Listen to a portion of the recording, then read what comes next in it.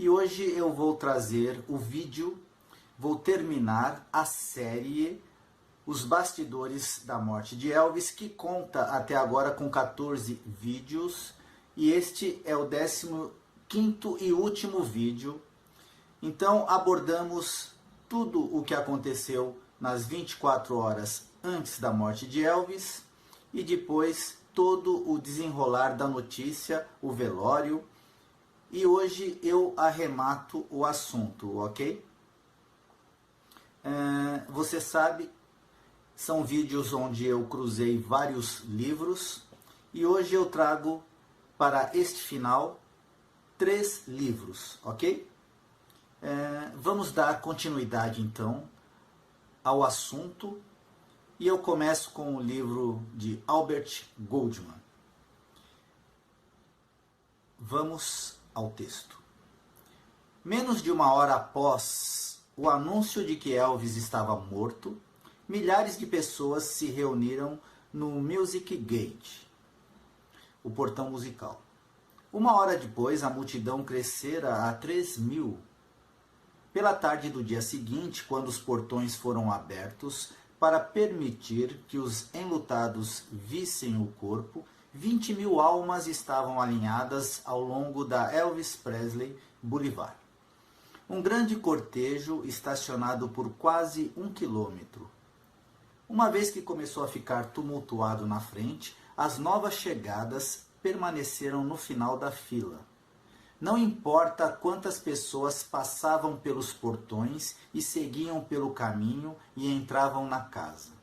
Havia tantos que quem chegava naquele momento encarava 1 quilômetro de distância para alcançar o objetivo.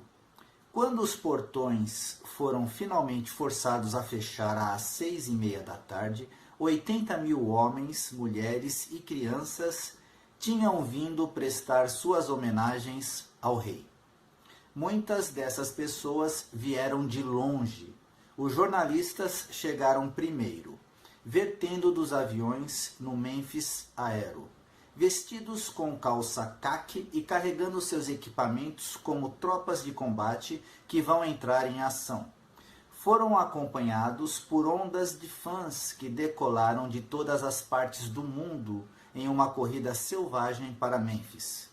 Alguns dos fiéis estavam tão perturbados que abandonaram suas funções mais importantes. Uma jovem mãe de Illinois foi acusada de negligência quando se descobriu que ela tinha deixado uma criança de 2, uma de 4 e uma de 5 anos de idade aos cuidados de uma babá de 12 anos de idade, para que ela pudesse voar para Graceland. Quando os portões foram abertos às 3 da tarde para os enlutados, o clima mudou novamente. Desta vez para uma postura de expectativa ansiosa. Estava óbvio para todos que seria impossível todos aqueles que estavam na fila entrar e sair da casa durante as 2 horas atribuídas para esta finalidade. As questões tornaram-se: será que eles conseguiriam entrar? Depois de fazer esse esforço para ver Elvis uma última vez, eles iriam alcançar o objetivo? Quando chegou às 5 horas, apenas uma fração daqueles que vieram tinham conseguido entrar na casa. Apesar de serem apressados após passarem pelo caixão, com uma velocidade compatível com a dignidade, não havia como receber todos. Vernon Presley, vulnerável como sempre a tais apelos, autorizou a prorrogação do período de visitação por mais 1h30, até às 6:30. Por esse tempo, cerca de 20.000 tinham passado pelo caixão.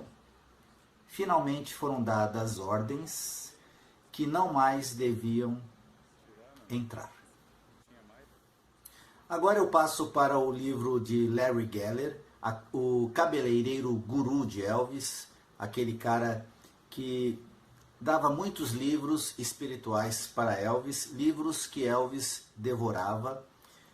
Então Larry Geller está dentro da casa quando se encerra a visitação pública.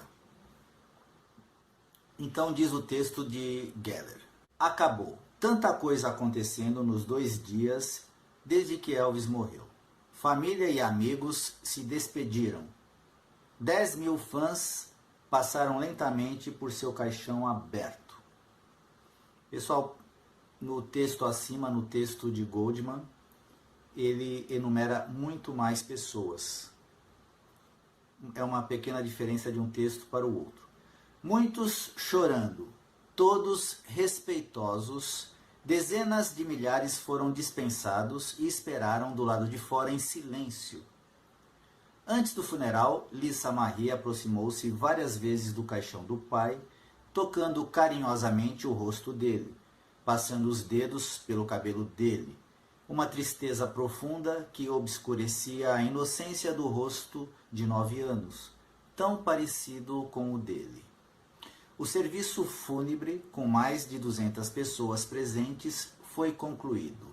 O belo elogio do pastor, o canto gospel de Cat Westmoreland, DJ Sumner e os Stants, e Jack Hells encheram os quartos e agora estão em silêncio, como o próprio Elvis. Eu ainda posso ouvir o lamento de Vernon no final. Filho, eu estarei com você em breve, muito breve. Vovó foi superada por sua dor. Lisa Marie chorou assustada e confusa. Agora somos apenas alguns de nós, com Elvis, Vernon, vários dos caras e eu. Vernon e eu nos abraçamos, ambos soluçando. Larry, esta é a cortina final. Estamos todos de pé diante do caixão. Não consigo imaginar os pensamentos e sentimentos dos outros. Só sei que o tempo parou para mim. Eu não estou no mundo real, mas em outro lugar. Em algum lugar que eu nunca estive e não queria estar. Eu mal vejo Joe Esposito pegar o anel de diamante do dedo de Elvis e entregá-lo a Vernon. Só sei que o agente funerário está abaixando a tampa do caixão, que a presença física de Elvis está prestes a deixar minha vista pela última vez. A energia magnética que Elvis teve na vida me alcança, me aproximando. Nenhum pensamento consciente me guia quando minha mão se move para Elvis.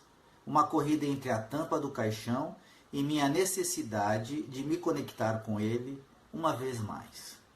Meus dedos tocam sua testa suavemente enquanto meu coração sussurra: adeus, irmão.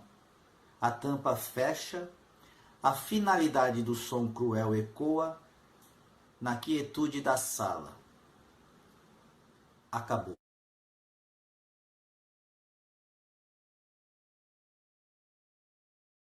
Pessoal, agora trago novamente um texto do livro de Goldman. No dia do funeral, às 9 horas da manhã, uma frota de vans começou a fluir para dentro e fora dos portões de Graceland, carregando para fora os milhares de arranjos florais que seriam transportados para o cemitério.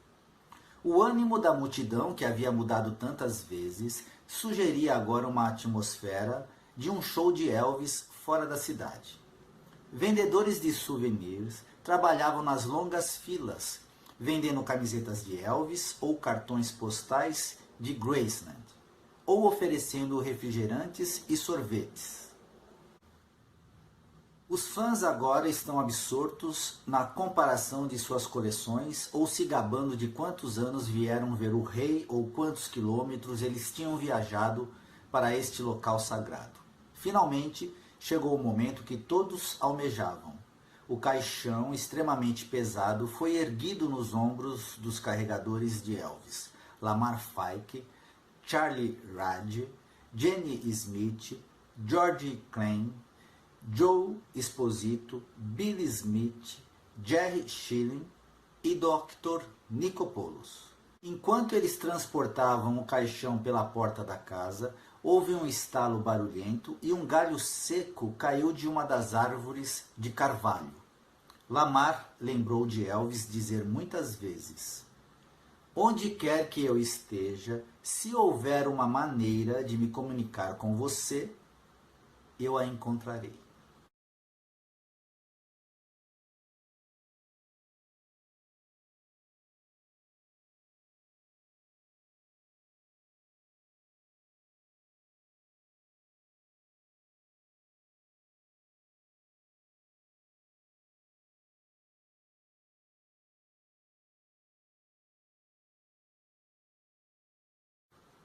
A melhor parte e mais apropriada do funeral foi o cortejo. Os automóveis tinham sido uma paixão ao longo da vida de Elvis. Nada o teria agradado mais do que a exposição consciente do carro. Como se fosse um reconhecimento a essa demanda surda, o diretor da funerária decretou que todos os veículos oficiais fossem brancos, assim como o carro fúnebre deveria ser branco. Foi um golpe perfeito. Branco tinha se tornado a cor oficial de Elvis depois de sua revitalização em Las Vegas. Branco outorgava melhor com o espírito de um artista que foi recebido como um messias pop. À medida que o portão musical se abriu para Elvis pela última vez, ele emergiu sobre a Elvis Presley Boulevard, tão poderoso quanto um rei. Carregado ao longo de um enorme Cadillac funerário branco, precedido por uma brilhante limusine Cadillac prata, rebocado por 16 limusines Cadillacs brancas. Elvis tinha embarcado no último Mystery Train 16 longas carruagens.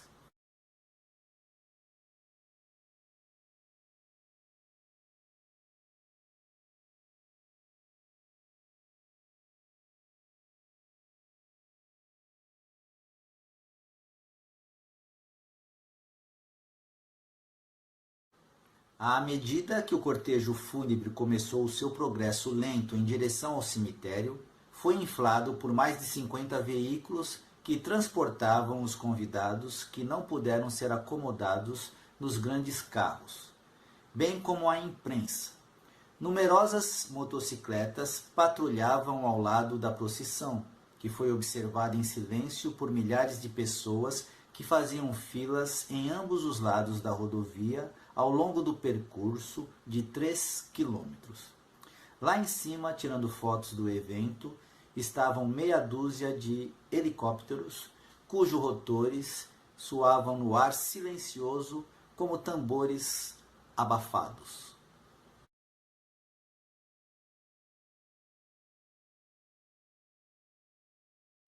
Então, lentamente, o cortejo fez o seu caminho, que levou 1 hora antes de atravessar pelos portões do cemitério. Por fim, a procissão chegou ao seu objetivo, um mausoléu de granito, de aparência sinistra, em forma de um pequeno templo grego, com 4 colunas dóric. Enquanto a família e os convidados ficaram de lado em um semicírculo, os rapazes carregaram o caixão novamente nos ombros e o levaram para a cripta. O resto do grupo seguiu e inclinaram suas cabeças em oração. Então eles se despediram. Apenas Vernon ficou para trás.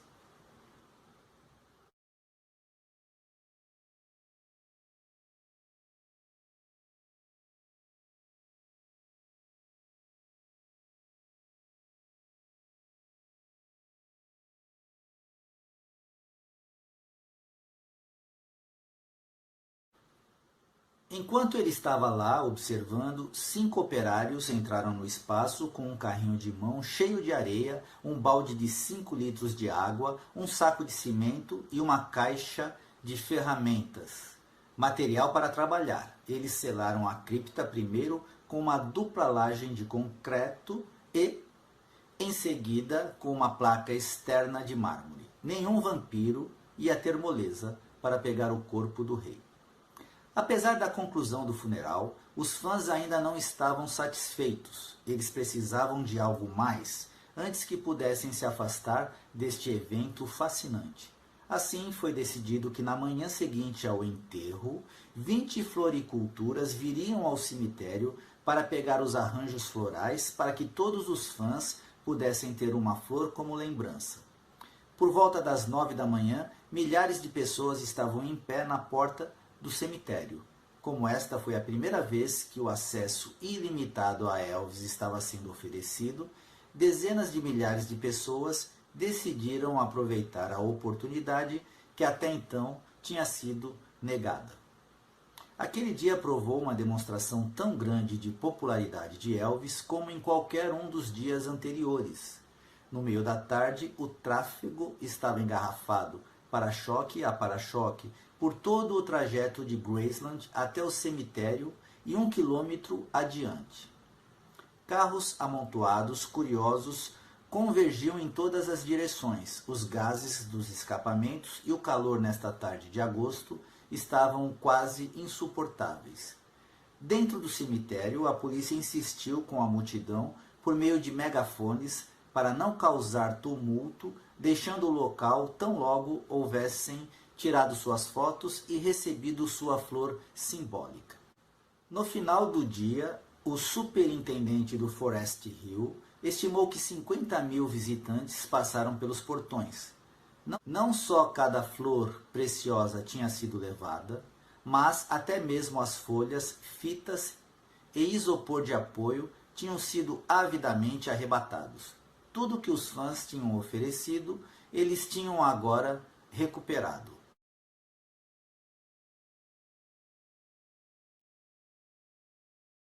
Pessoal, e para terminar, muitas pessoas sempre perguntam a minha opinião se Elvis está vivo, se Elvis morreu realmente no dia 16 de agosto de 1977 ou se ele forjou a própria morte para viver no anonimato. Então eu separei um trecho do livro de Gale Brewer, lançado em 1988, que traz uma fita cassete com a suposta voz de Elvis gravada anos após a sua morte.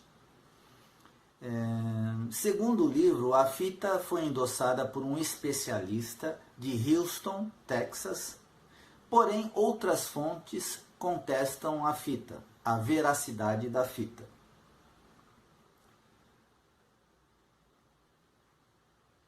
O livro, na época, vinha com a fita, com a suposta voz de Elvis.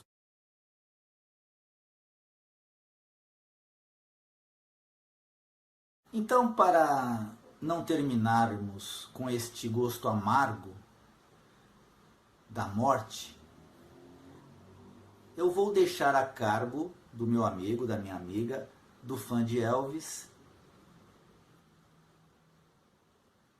de você imaginar que talvez Elvis não tenha morrido naquele dia, no dia 16 de agosto, ok? De 1977. Segue o texto com o que o próprio Elvis teria dito nesta fita que acompanhava o livro, ok? Então aqui Elvis, supostamente depois que ocorreu todos esses eventos que vimos aqui nesses 15 vídeos, ok? Então Elvis diz: as pessoas me perguntam o tempo todo sobre onde estou vivendo e realmente não posso dizer, já que é um bom esconderijo. Eu combinei com um amigo meu que ele me levaria de avião para fora do estado. Você sabe que foi realmente uma coisa, pois tudo funcionou perfeitamente. Quer dizer, eu soube de uma ilha há muito tempo atrás e acho que sempre soube que algum dia iria usá-la de algum modo. Já devo ter passado um ano na ilha. Realmente não posso dizer que não precisava de descanso. Lentamente comecei a entrar em forma de novo. Passei a cantar bem menos vezes. Precisava mais do descanso do que pensava. Mas, depois de mais ou menos um ano, senti saudade das pessoas e de me apresentar como cantor. Ou seja, fui artista boa parte da minha vida e é muito difícil parar de fazer algo que se vem fazendo por tanto tempo. Mas comecei a viajar pelo mundo e tem sido muito aprazível, mas ao mesmo tempo há a luta constante para deixar crescer a barba e isso e aquilo para que não me reconheçam. Acho que mais ou menos há 2 anos fui à Europa, que é algo que eu sempre quis fazer. Sempre lastimei não ter ido à Europa, embora pudesse tê-lo feito. Acho que simplesmente não me dei o tempo necessário. Pessoal, o texto é bastante extenso, então eu vou pular para a última parte, onde Elvis termina dizendo que está afoito para gravar um novo álbum. Minha vida inteira tem sido a de um sonhador, tentando fazer isso tudo acontecer, como, por exemplo, poder reunir todas as pessoas que me ajudaram no passado nesse novo álbum. Como em tudo que já fiz, seria a maior experiência da minha vida. Maior até do que forjar a própria morte. E tenho certeza que seria bom para elas também. Estou ansioso por tal experiência. E você sabe que muitas vezes nós nos desesperamos e achamos que a vida de alguma forma passou. Mas você sabe que os sonhos se realizam. Então eu deixo a cargo de você acreditar ou não nessa fita, acreditar ou não que essas palavras foram realmente de Elvis. Eu, por minha parte, acredito piamente que Elvis realmente morreu no dia 16 de agosto de 1977.